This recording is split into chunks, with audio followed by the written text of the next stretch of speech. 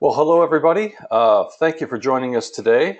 This is Perry Mixter, Project Manager for Power to Give. We're based out of Charlotte, North Carolina, and we are very happy to have you with us this afternoon to go over some of the basics of Power to Give. If you've posted in the past, but it's been a while, or you're new to the system, this webinar is designed to help you get started and start thinking about the different projects you can post on Power to Give.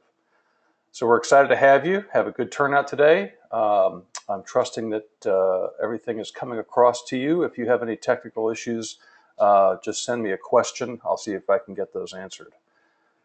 So let's get started. First of all, we can cover some of the things we're going to talk about today. Going to have a very brief introduction and background about Power to Give. Most of you are know how it all came to pass, so we're not going to spend a whole lot of time there. We're going to spend a little time talking about how you post great projects, and then also how to market those projects. As we go through, we're going to show you both how Power to Give is utilized by your donors, and we'll also show you how you as a site user or project posting organization can post projects very easily using the web-based connection. So we're glad to have you. Anytime throughout the survey, throughout the seminar, I should say, please feel free to post a question. I will look at those, and as we come to a pause, I'll take a look at some of those questions. So even though this is a one-way presentation, I can't hear any of you. You can go ahead and ask me a question using that feature. We do have a poll coming up here in just a moment we're going to ask you about, but also to let you know, this webinar will be available for viewing on our YouTube channel, Power to Give ASC, sometime later today.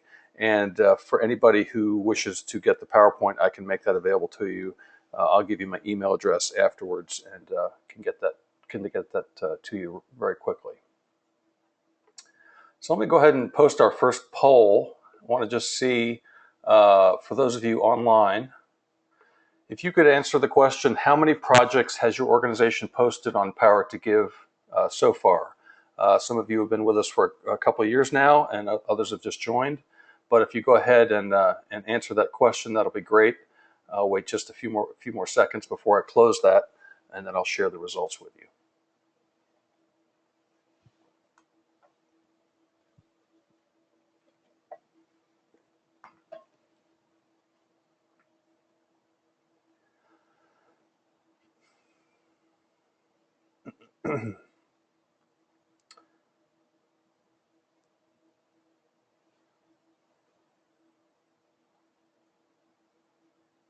Okay, just a few more seconds and we'll close that poll.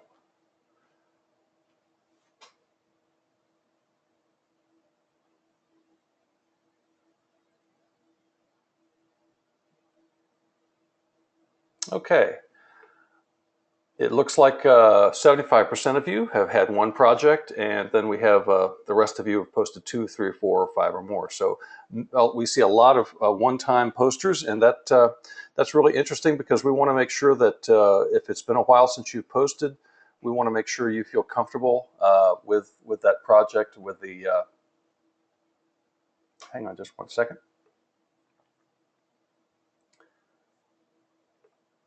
Okay, we're back to the screen. We want to make sure that you're comfortable with the platform and to answer any questions you have about how we can make that more effective for you. So we'll take a look at that as we go through the presentation. So the reason Power to Give came to pass was in looking at the research, we see some interesting trends. For most of us in the performing arts industry, we know this we've known this for a long time, that 85% or more of our patrons are not our donors. In other words, we have ticket buyers who have never written us a charitable contribution. So we have that issue to deal with, and how to get them to become our supporters as well as our patrons. We also have learned that donors really would like to learn more about, they would give more if they had more information on how those funds would specifically be used. And then I think the third trend that we've seen over the last few years is the dramatic increase in online fundraising in the arts. So we see these trends as being really critical to the advent of Power to Give and how it came to pass. And the implication that we're working with is that our audiences and our patrons would like to co-create with us. Donors want more of a relationship with the recipient of their funds, and they would like to have more of an immediate say about how those funds are being used. So that's really the driving impetus for the reason we created Power to Give and how come it's been so successful in just a short amount of time. And the way it works is we work with site hosts. Each of the Power to Give sites has a site host, either a local arts council or a cultural affairs office with the city or county, and that site host sponsors Power to Give in that community. We then conduct training in the community, similar to what we're doing just now, where we help you design and post projects that can be posted. Those are posted on that individual geographic Power to Give site, and then those are promoted by your organization. The site host helps promote the brand in the community, and your donors then make contributions through Power to Give, and in very short order you receive the funding for those projects. So we'll show you how all this works. What differentiates the site from a lot of other crowdfunding sites, such as Kickstarter and Indiegogo and Donors Choose, is that this is a purely nonprofit site. It was designed by fundraisers for other nonprofit organizations. In fact, it's modeled on the Donors Choose model. The critical difference between Power to Give and Kickstarter, say, is that everything that you raise on Power to Give is your money. Everything that's raised you will get, so you don't have to raise 100% to receive the project funding. We're also seeing a dramatic increase in first-time donors. In fact, many of our, throughout the system, we're seeing that over 46% of donors are actually first-time donors to those posting organizations. So that is affirmation that we are addressing that first issue I shared with you a few slides back. The other advantage of Power to Give is the capability the system has to provide matching grants. You will see this in action in a couple of sites we'll show you, and the matching grants are a function of the local site host securing funding for those matching grants. The system also has a capability for individual organizations to provide matching grants, so we'll show you about that too. And most of our sites, not all, but some, have gift cards available for promotion in the community, and we'll show you how those work as well. And just a brief update on our results so far. As of today, we are live in 18 cities around the country, and we have raised over $3.5 million for 1,100 individual cultural organizations. Those organizations have posted over 1,500 projects, and we have processed over 16,000 donations. The average project posted is about $4,800, and the average posting time is 62 days. Each project has a maximum shelf life of 90 days, and the average posting is 62 days. And just to give you a sense of the size of it, the individual gifts, the average gift across the site is about $128. That does depend on the size of the metropolitan area for each site. So we've seen average gifts in some sites be around the $50 mark and others around the $150 mark. So we really like to encourage you to think in terms of those smaller gifts that are going to be supporting your projects. In terms of our site coverage, you can see that we're fairly quickly expanding across the country, well established in the Southeast and in the Midwest. We're pleased to be bringing on some partners on the West Coast, and so we're excited about that. And we have a couple of new folks coming online in Kansas and Oklahoma. So we're really delighted that this seems to be really taking off on a fast track. So let's talk a little bit about what to post.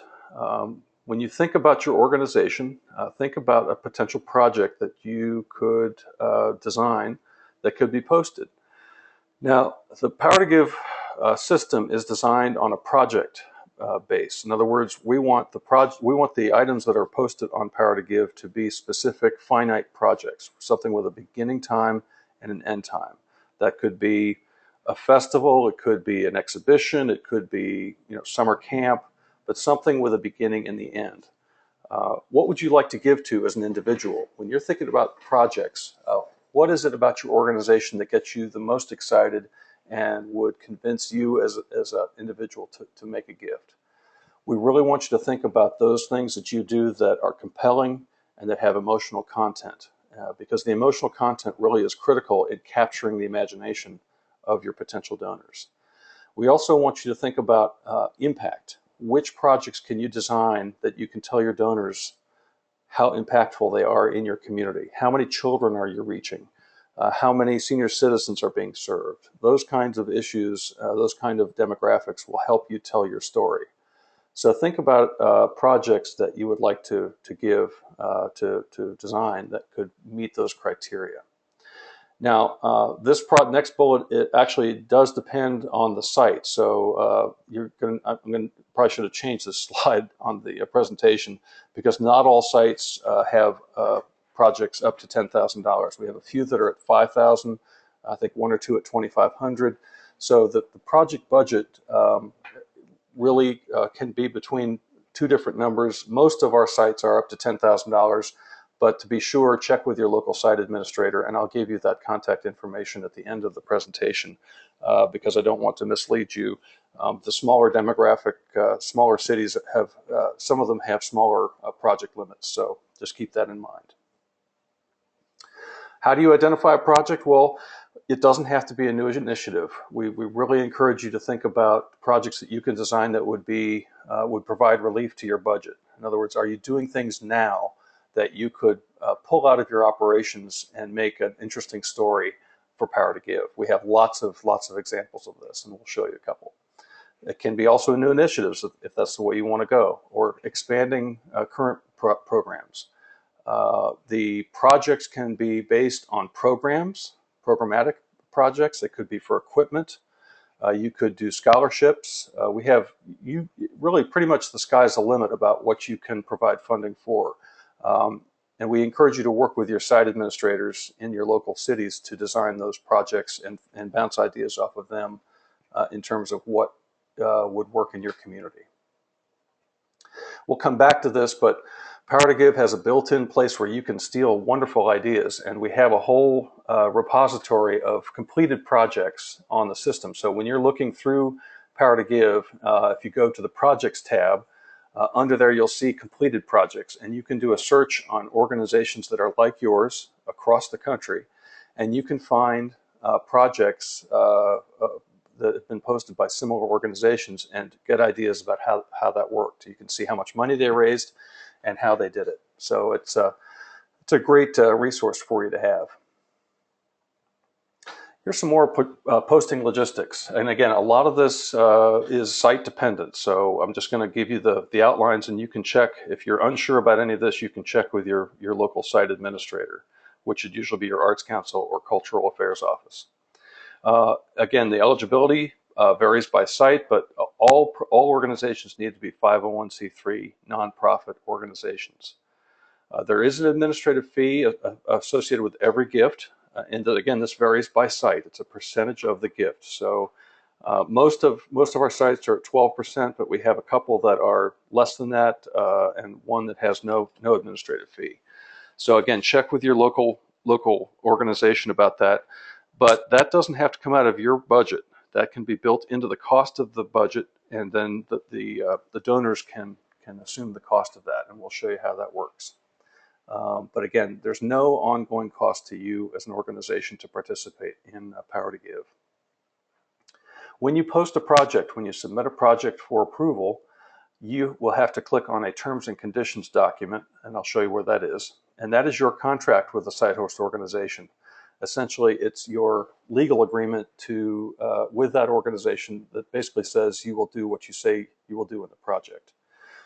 We'll show you how that works.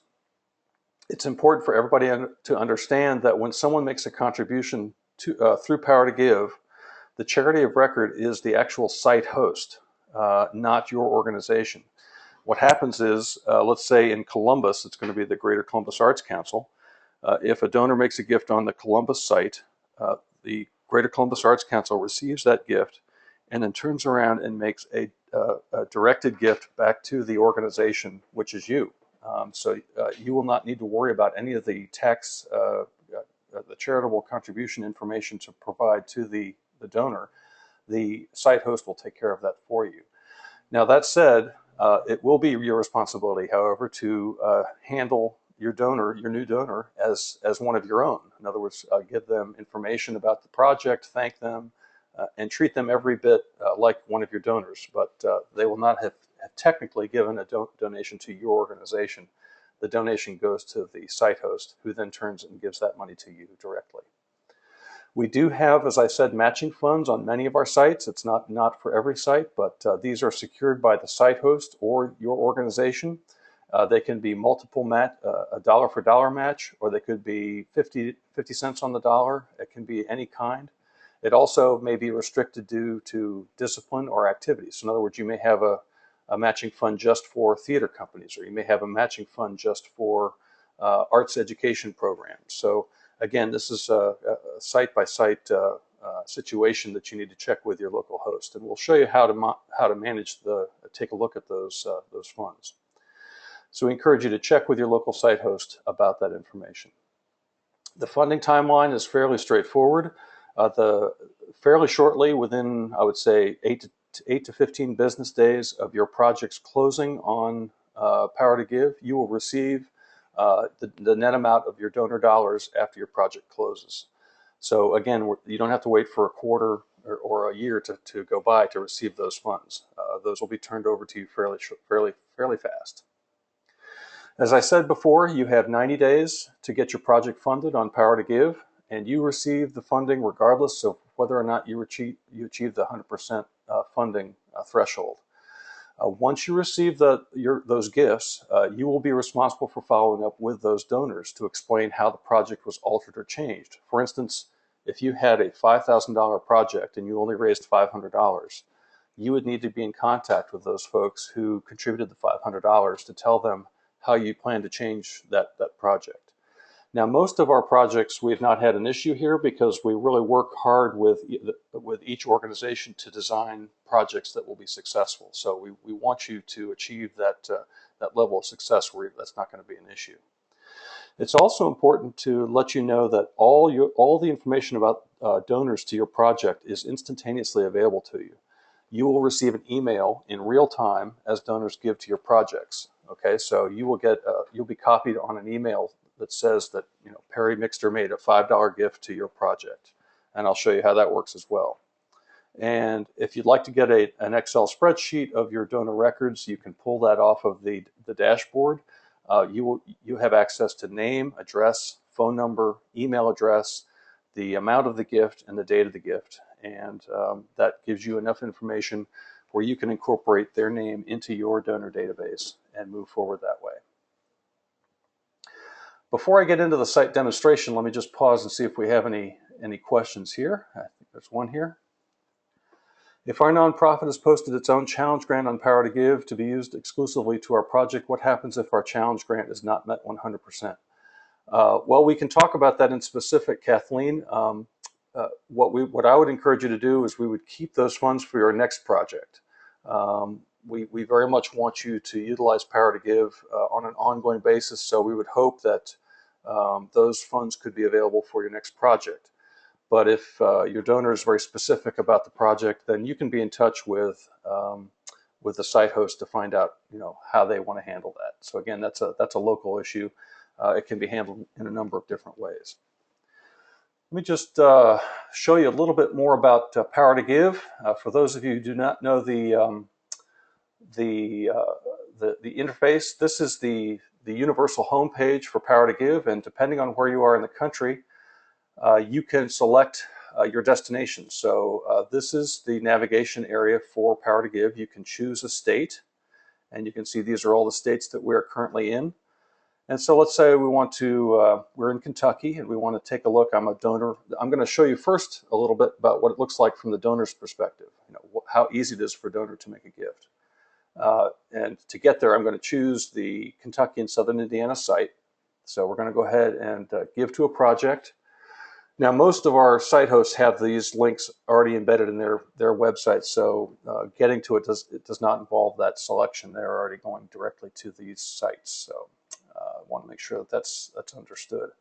So this is the live shot of Power to Give in Kentucky that's supported by Fund for the Arts in Louisville. If you scroll down here, you will see that we have, each page has a maximum of 5 projects listed, and then there are sequential pages. They have a total of 19 projects right now in Kentucky. So that's all that. And some other aspects of the navigation of this page, and this is universal to all sites.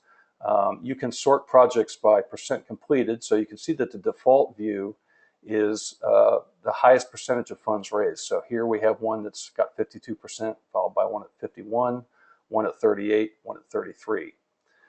Then you can also click on the most recent if you wanted to just see the ones that were posted most recently. Give them a boost. And then if you're interested in just how much money, the least amount of money left to raise, you can see here's one that only needs $1,100 to be raised. The next one is $1,400, then $2,100. So you can, if you've got something at 95%, maybe a donor wants to just top off that gift.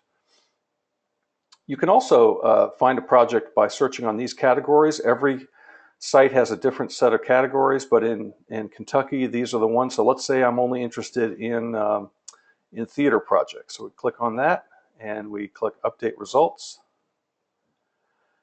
And these are all the theater-related projects on the Kentucky site at this moment, and there are 8 total. So there you are. Let me go back to you can also search by organization. So if you just want to see the Louisville Ballet, you can update those results and see just their projects. Now, one thing I want to pause here and make sure for those of you who are not familiar with this is that every organization that's registered on the system will have a dedicated URL for your projects. So the Louisville Ballet has a URL which points just to these projects. Their donors do not have to search like we just did down 3 or 4 levels.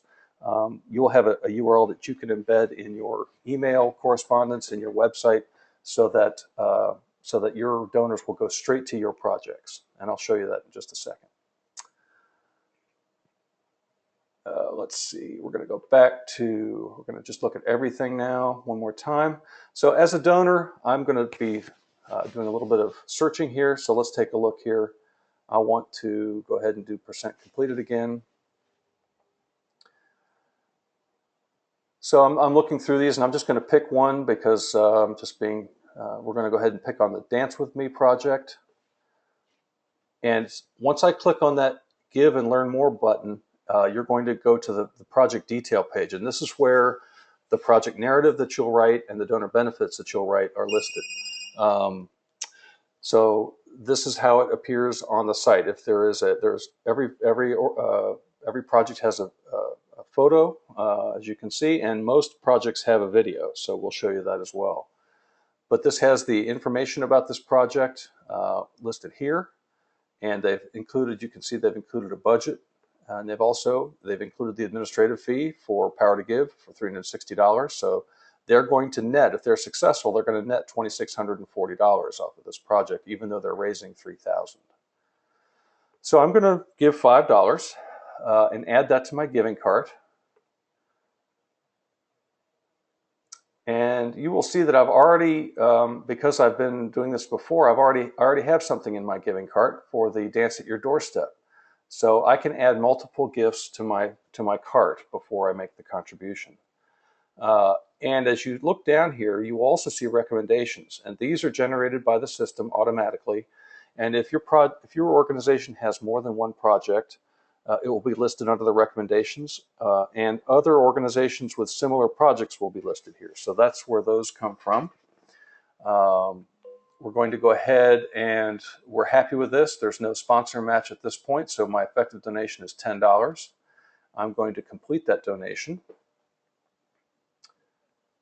And my total donation is $10. And I happen to have a gift card burning a hole in my pocket. And that's my information, so I've entered all my information here. I'm going to go ahead and complete the donation. And it has one more confirmation page. So I'm going to go ahead and submit my gift and hope that everything works according to plan. Oh, insufficient. Let me go back. I may have go back to the cart. I may have overloaded my gift card because it said NSF. So I'm just going to remove one of these. And we're going to complete the donation.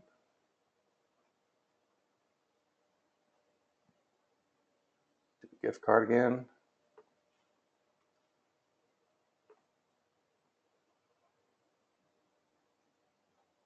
Submit it. And it says, thank you for your support of arts and culture. Now, one thing I want to show you is that the minute I did that, if I go to my email inbox and check my email, with luck, I will see a gift or a, let me just check this.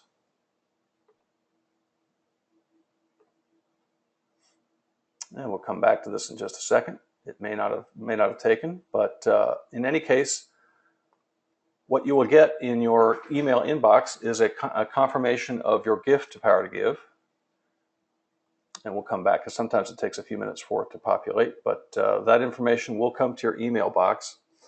And the other thing I wanted to point out is once I've made a gift, I have the opportunity to share this project with friends and family. So if I click on this envelope icon, I will be presented with a dialog box where I can send information to other organizations and other people that I know because I'm excited about this project. You'll see that it has the URL directly in there.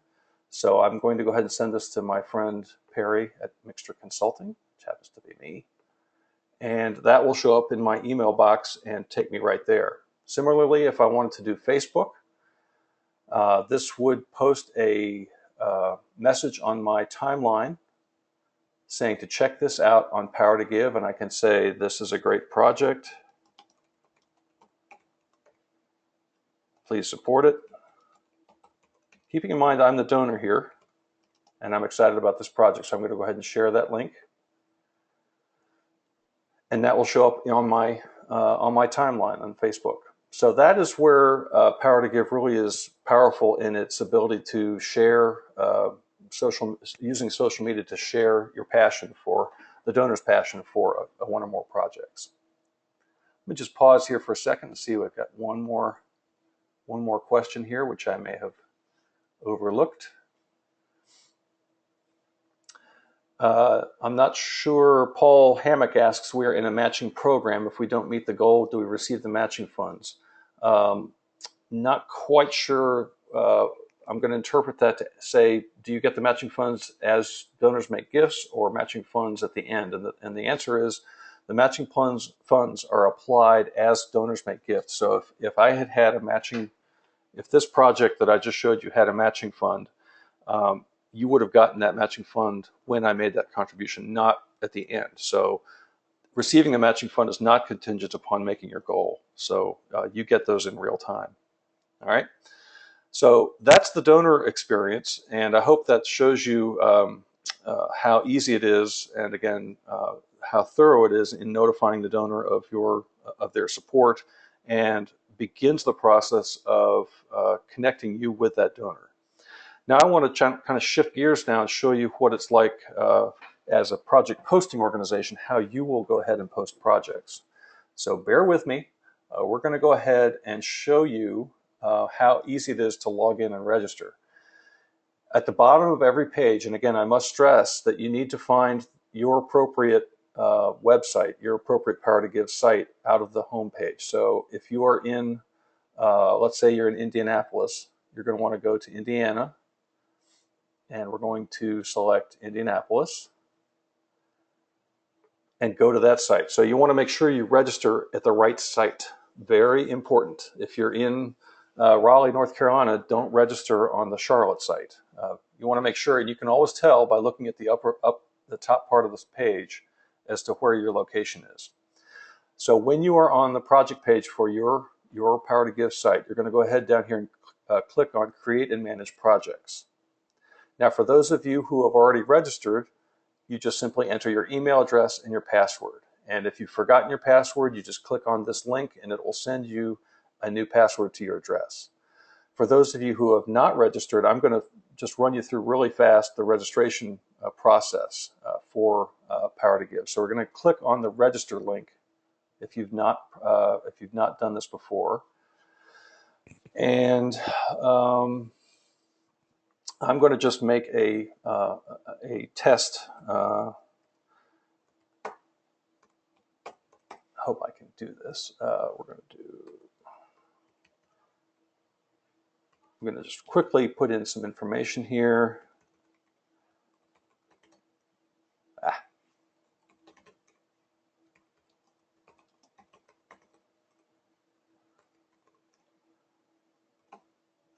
And just quickly. For many sites, and again, most sites require this, there is a section here for a solicitation license where you have to indicate that you are a 501c3 organization. You're going to click yes. Now, if you've not registered before, you need to also, in addition to registering for your own account, you need to add your company. Do not, unless you're affiliated with someone with an organization that's already in this list, you're going to need to select the Add a New Company option. So here we're going to say Perry's Big Band, and it's Perry, and my tax ID is 33333333.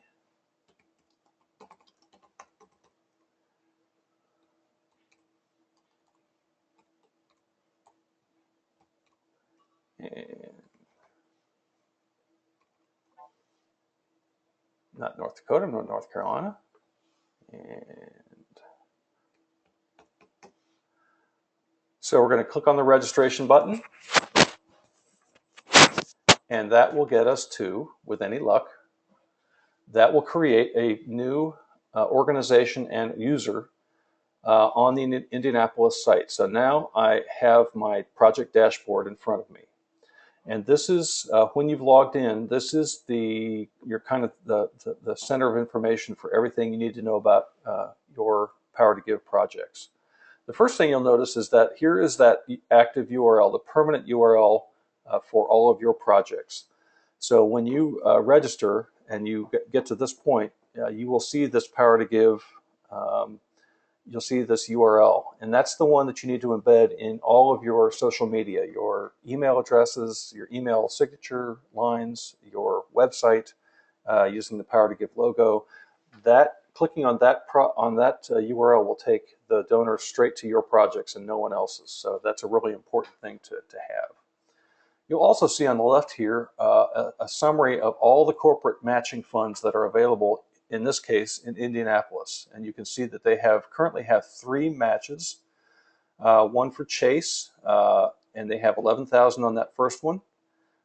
There's nothing left on the second one, and about $8,200 on the third one. Now you're going to say, well, how do I know which one is right for my project? That will be determined by the site host organization. Once you post your project, they'll get notified, and once they approve it, then they will assign the most appropriate match to your project. And again, be in touch with your site host administrator about how that works. But this will kind of give you at any given point, if you want an update on how much money is left in any one fund, you can check your project dashboard. This is particularly handy. Let's say Delta Faucet, they got down to the last $500, where if I were you, I would, and I had a Delta Faucet match, I would be on the email to my donors saying, hey, we've got a project on Power to Give, and the matching funds are almost gone. You know, you need to make a gift now and get your dollars doubled. So this is a great way to figure out, to determine when you need to push those kind of buttons. The critical navigation option here is in the upper right-hand corner, and this is where you will handle everything from managing your account. This is where you can change everything that we just did. So this is all that information. You can also run donor reports. I don't have any on this one because I just created it, but once you have completed projects, this is where you can pull those Excel spreadsheets. You can change your password and so forth. But in this case, we're going to create a new project. And when you create a new project, you are given this project detail page. And this is all that this is all that's required for submitting a project. And I'm going to run through this really fast. So let's say Perry's Big Band wants to do a big band extravaganza. And, well, can't even type today.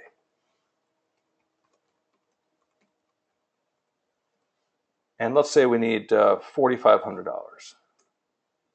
And we're going to want this to start, I want to do some work, so I'm not going to have to start until Monday the 14th of October. Now you'll see what happens when you post a starting date. It's going to automatically populate 90 days out. So this tells me that my 90-day period is the 14th of October through January 12th.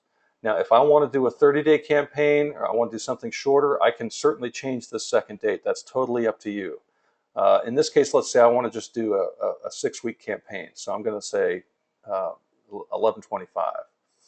Now, the project start date is when the actual extravaganza is going to take place. So I'm going to say that's going to start in January, let's say February 3rd, and it's going to run through the full month of February. Put that through there. So make sure that your project dates are after your posting dates. Okay, does that make sense? In this case, I have these characteristics or categories to choose from. So I'm going to choose music, and let's say it's multicultural, and I can choose any one of these however I want to. And let's say I believe it's available for the Delta Faucet match. Again, these categories are designed specifically for each site, so they will change depending on where you are. We're going to go ahead and choose a file, and that's just as easy as picking a file from your hard drive. And let's see if I can pick one. I'm just going to take a picture of me because I'm just so handsome. And this is also, if you have a YouTube video, this is where you would copy and paste the URL for your YouTube video. That would go in here, and that's optional. We don't have any choices. At this point, it's just YouTube. We're not doing Vimeo or anything else. So your YouTube video would go there. The project the final 3 areas are the project narrative. So this is where I'm going to type in my narrative and my project budget. Again, it's free form. You have all the room in the world to do it, but again, we encourage you to be precise and concise. Benefits are $50. Let's just say I'm going to give you a signed note. At the $100 level, we'll invite you to a dress rehearsal. And at the $250 level, we're going to give you a signed poster and meet and greet opportunity. Okay, so again, I'm just doing some very simple stuff here. Project notes. This is a back channel for you to communicate with the site host administrator. You can post your questions. I would like to apply for the Delta matching funds if possible. So this is where you might indicate, hey, I want to be a part of that match or this match or whatever. As you get down to the bottom here, you'll see that there is a little message here before clicking the submit button. You want to click here to review and agree to the terms and conditions, and this is where that contractual agreement resides in Indianapolis, and you need to make sure you're comfortable. Again, it's nothing. This is your typical thing. It basically says you agree to do what we say you will do, and keeps everybody honest. So you need to just read through that and make sure you're comfortable with it. In this case, I'm not going to submit because this is not a real project, but I am going to save it. And when I save that, it's going to save everything I've done up until that point.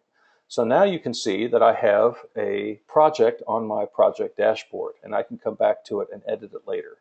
If I want to do that, I just click on the Edit This Project, and I'm back in the next box. Okay. One of the things we're working on is upgrading this, but in the meantime, these are some very helpful project posting tips. In other words, how to write a project. If you click on these links, it opens up a PDF that shows you it tells you a little bit of suggestions on how to write a good narrative. So we are trying to embed as much as possible in the site how to do things. So I hope that's fairly clear to you. So we're going to go back to the project dashboard. And again, that's really all there is to posting a project. When you're ready for it to be submitted, then you would click that submit button, and that would send a message to your site host administrator that it's their turn to review it and then approve it. And that's when they would be in touch with you with any questions they have, if they have concerns about its viability or what your plans are for promoting it. There's a cycle there. So every site needs usually 5 business days, maybe a little bit more, to review your project before it will actually appear on the site. So you need to build that into your planning efforts. So that's really the simplicity of posting projects on Power to Give. Let me go back and reinforce the fact that when you're looking at projects in different areas, again, take a look at the completed project section, and you can take a look at, let's say I'm a symphony orchestra and I want to look at what's happened in Kentucky. So I'm going to look through here and say, okay, let me find a symphony orchestra. Here's the Lexington Philharmonic. Let's see what they've done in the past. And they've done a new music experiment. They raised $1,000, and I can read about it by clicking on the title. And you can see what they did and how they did it and what kind of benefits they have. So again, we have a really good repository of over 1,300 projects that you can reference. Let me go ahead and pause and see if there are any other questions at this point. I'm not seeing any new ones, so I'll push along here. I hope I've shown you both how the donor experiences Power to Give and how easy it is for your organization to post projects. Again, the project dashboard, all the different navigation areas, we've gone over this, and we can take a look at the projects at any point as we design them. So that's hopefully very helpful for you. So let's take a little step back and now talk about specifics. When you create your project, we really want to emphasize how important the title and the photo is, and the optional video. These are, we think, the most important elements, to have a dramatic photo, to have an eye-catching title, and to have a video that's compelling. They're the first and sometimes the only impressions you're going to have for the donors that are visiting your site. So you got to make it count. We encourage you to be whimsical, to be fun. This is not a grant application. You are writing for someone who's going to be scanning this project and maybe spending 20 to 30 seconds before they either make a decision to find out more or move on. So keep it simple.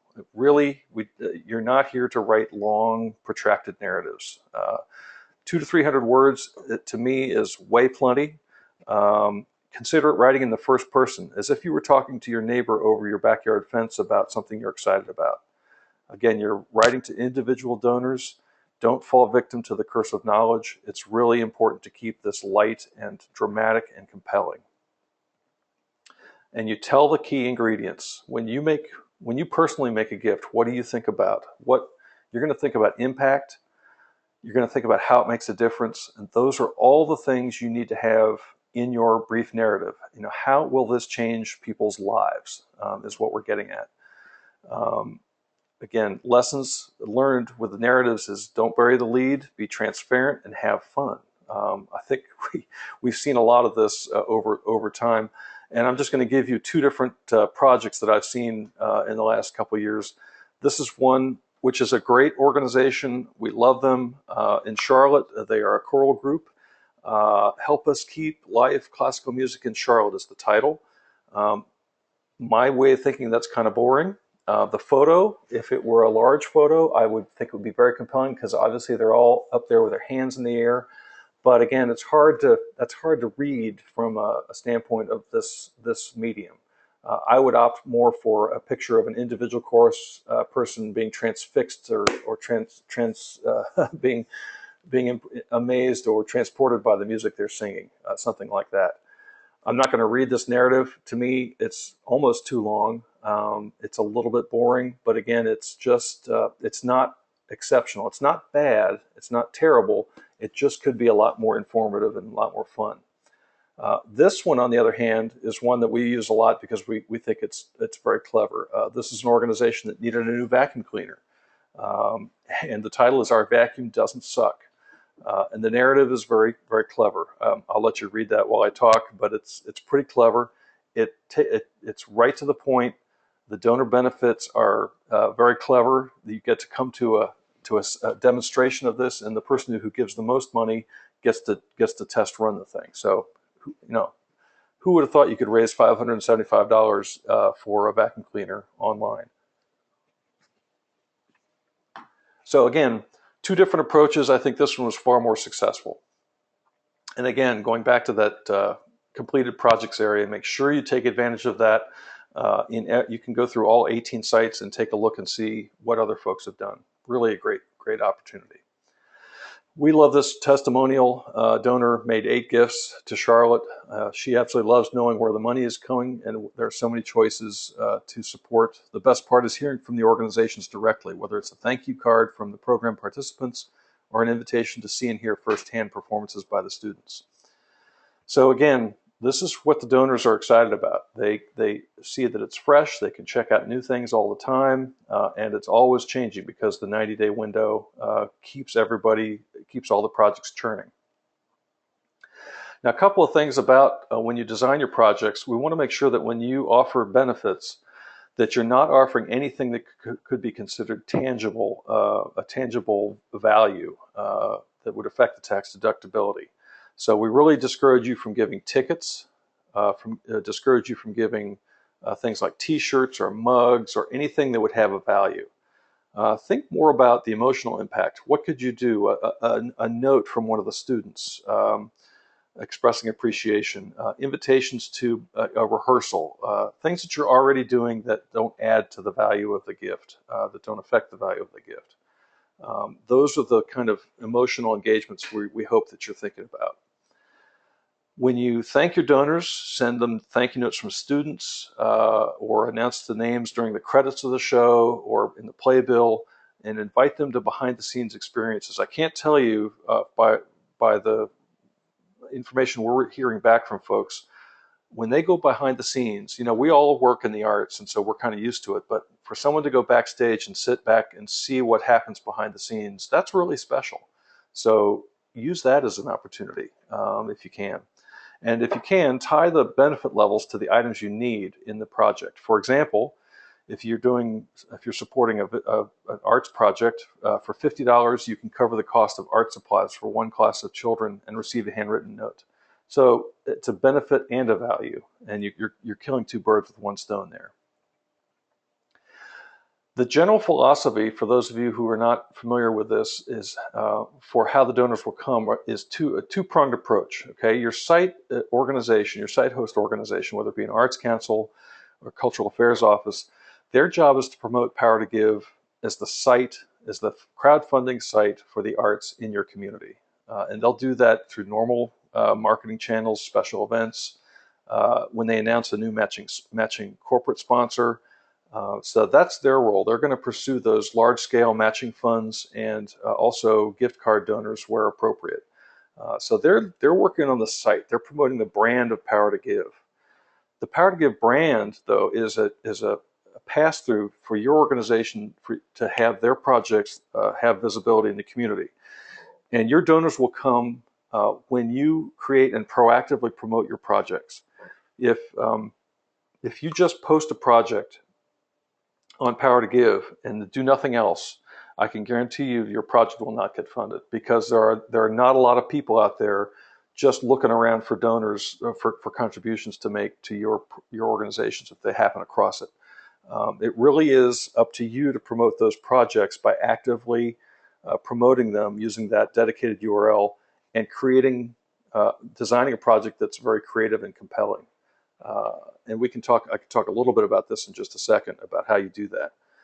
Matching funds, if they're available, are first come, first serve. So if you see an announcement from your site host that there are matching funds, if I were you, I'd use that as an opportunity to share that with your donors, to say, hey, you can get your dollars doubled if you give this week. That's a compelling reason for them to make a gift immediately.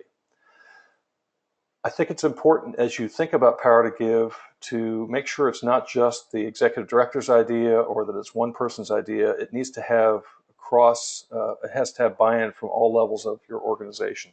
Share information at your board meetings, at your staff meetings. Ask the board members, take 3 different projects to them and say, which of these do you think would be the best one to post on Power to Give? When they pick that one that they like the best, then get them to commit to helping you promote it. That's how it's going to work and how it's going to be successful. So we encourage you to think along those lines. Don't make this just a one-off experiment. You got to spend time to commit institutionally to that activity. Donors will come also from your promotion through social media opportunities. While email and e-newsletters are fine, and we encourage that, doing those just by themselves is not enough. We need to have you encourage your donors to spread the word like I did on that last gift through Facebook, through email, and Twitter, so that those personal appeals will have much more dramatic impact than it would if it's coming from you as the director of the organization. So that's really the power of this platform. And if you've got social media already built into your marketing efforts, just incorporate Power to Give into it. We have a lot of links that we can help you with. We have a whole tool kit that you have access to, with marketing tips and promotional ideas. So, and if this is your first time in social media, we encourage you to think about Power to Give as kind of dipping your toe in that big pond. We think it could provide you with a unique experience. If you design a reasonable project, if you're just starting out in Power to Give, you might want to think about a project in the $1,000 to $2,000 range and get your feet wet, get used to it, and then build up to one of those larger level project budgets. So think about it that way. The lessons we've learned really quickly is tell your story rather than asking for money. If you tell your story, it's going to be much more compelling for your donors to make those gifts. Having ambassadors, having people on your board level, your volunteer level, people out in the community, having those people who can be your spokespeople is a key component. It shouldn't just be on one person in the organization to promote this project. We're not asking you to promote Power to Give. We're really asking you to use Power to Give to promote your project and thus your organization's identity in the community. Different constituencies need different approaches, and we'll show you that in just a second, how that works. And you might want to think about collaborating with one or more organizations in your community to have a terrific project that crosses boundaries.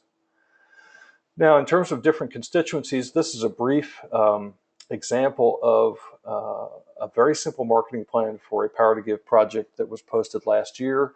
The Symphony in Charlotte wanted to have fireworks, so they designed this very simple marketing plan.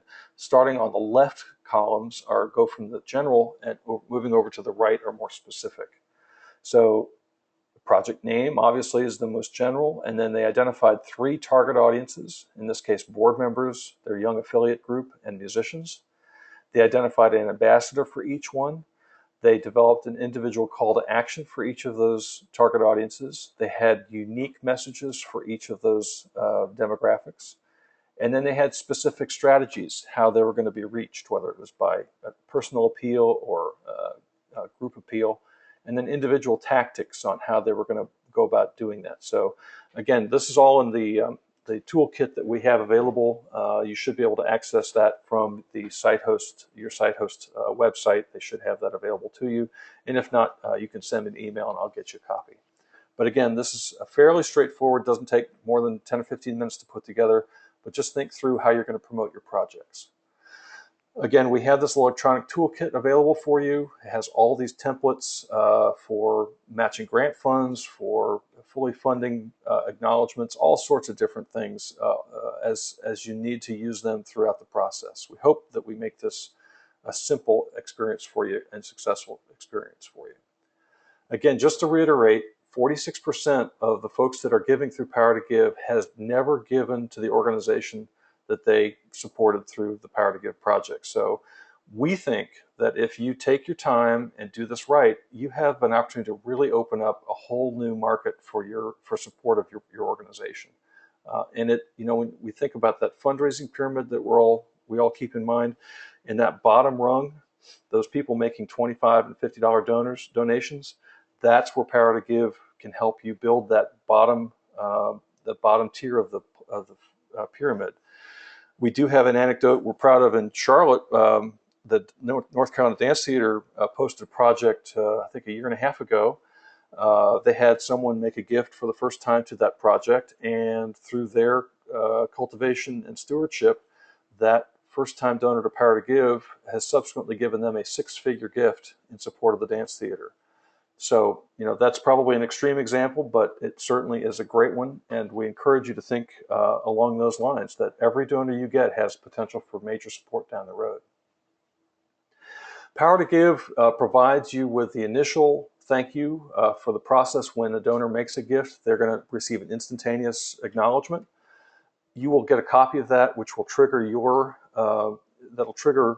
to write a personal note of thanks to that donor. You will get all their information, and you can contact them either by email or with a personal note.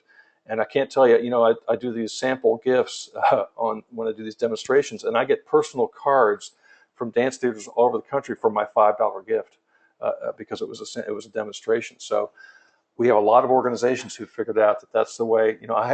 In my mind, I'm thinking really good thoughts about the people, even though those were just I don't know them that well. I know they're doing the process right, and it's really rewarding for me to get those messages. So you can't thank them too much. There really are three opportunities to thank them. One is when they make the gift, which we provide that for you. The other one is when the project is over, when it finishes on Power to Give. You can say, hey, we just raised $5,000 on Power to Give. We are excited about what we're going to be doing. And then the third time you thank them is when you actually have that project. Hey, we're about to have our summer camp. How about coming down to our rec center and seeing this summer arts camp in action? We'd love to have you with us. So again, you've got already three touches for your donors, your new donors, to get to know you. And again, you are building friendships. So this is really the starting that off on a basic level. Really, really a good opportunity for you. Again, covered most of this stuff. Everything is pretty much straightforward. But again, include them as your family as you build Power to Give projects. Really is an opportunity to develop new support. I'm going to keep this screen up for just a minute while I encourage you to ask some more questions. We're getting to the end of our presentation here. This is a list of all of the site contacts. So if you, as you look at this list, identify the site that's closest to you and write down the name and contact information for that particular person if you don't know them already. And be in touch with them about some of the specifics that I referenced earlier in the presentation. So these are all the contacts for all of the sites. And if you, again, when we're done, if you didn't get enough time to write this down, just send me an email. I'll be glad to get that to you. But again, most of you, if not all of you, should know which one of these is the most appropriate contact for your organization. Again, we have 18. We have a couple more coming online. We have Puget Sound coming online this month. Columbus is joining us shortly. We just got notification that Dayton will be joining us fairly shortly. So we're excited about all these expansion opportunities and have a chance to really spread the good news around the country. When you're leaving the webinar, if you exit, when you hit close, you'll be asked one additional question, and I would hope that you would take the time to answer this. Would really like to know, based upon this presentation, how many Power to Give projects you plan to post in the next 12 months. I encourage you to think about, at the very minimum, having one project at any given time. So that would be 4 consecutive 90-day projects. Because we think Power to Give, you should always have something going on. You might want to think about having overlapping projects, so that as one is completing 30 days before the first one ends, you might post a second one, and then just alternate them sequentially down the road. And the great thing about Power to Give is that you can design all your projects at one point and then indicate when you want the projects to start, and they will appear automatically over the course of that period. So you don't have to constantly be thinking of what do I have to do with Power to Give today. You can do it all in one shot and be done with it, and you'd be ready to go for the whole year. So we hope you'll think about it in those terms. Let me see if there are any other questions at this point. We have a couple here. Please review how to request donor matching. Well, again, I encourage you to be in touch with your individual contact, and I'll put the screen back up again. I encourage you to be in touch with your individual site host contact about that. Some sites, not all, but most sites will permit you, your organization, if you have a donor who wants to challenge your constituents with funding, you can bring funding, that matching funding, to Power to Give. Again, that would be a policy issue on a local level. We're doing it in Charlotte, and a couple other sites have initiated this as well. But that would be how you request the donor matching. And again, the site host organization is going to be calling the shots on that. So I really need to defer to those organizations. I think everybody is very eager to utilize Power to Give in the best way possible in their community, and they're the ones that know how to do that the best. So I won't prescribe anything from this standpoint, but we do encourage you, if you have donors that want to participate in Power to Give, who want to be matching sponsors, talk to your site host organization and see what we can do about that. Let's see. Next question is, if we did not meet our goal and our project reaches its end date, can we extend the project closing date? That's a good question, Kathleen. Generally, we don't extend project closing dates. What you might want to do, and again, this is a local decision as well, you might want to recraft the project and post it as another project as a follow-up. But the first thing the site host will be asking you is, what will you be doing differently that second time around, because you didn't reach the goal the first time. We do encourage diversity, so if you don't achieve those funds the first time, it's certainly not out of the question that you could post it again, but there will be a little bit more challenging questions about how you might go about doing that. So just be thinking about it in those terms. Darlene Harbeck asked, could you repeat the YouTube channel? The easiest way to do it, Darlene, is just go to YouTube and in the search box type in Power to Give ASC, and that should pop up the YouTube channel that I've referenced.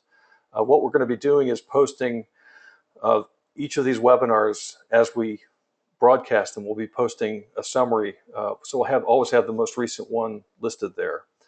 So if you have folks on your staff that need to hear all this again, we'll have this up there so you can view it there. Okay? Any other questions? Speak now. We're about done. I encourage you to contact me, although I'll certainly copy my response to your site host administrator.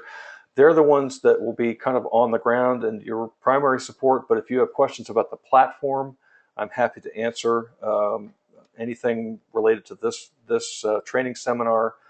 But if you have specific questions about how Power to Give works in your community, I encourage you to reach out to those folks in each of the site host organizations and have a discussion with them about how you can utilize these folks.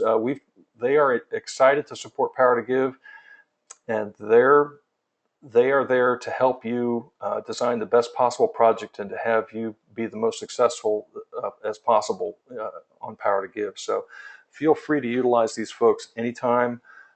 We have a strong and growing network. We've had over 60 people register for this webinar alone, and I'm very, very pleased with that, and thank you for your time today. We'll be having this again every quarter, and in the meantime, it can be viewed on YouTube. So we're just about done. I want to thank everybody for their participation, and again, don't forget to fill out that questionnaire as you leave the webinar. We hope you have great success, and we stand ready to help you in any way possible to make Power to Give a success for your organization. So with that, I'll say thank you and good luck on Power to Give. Have a great day.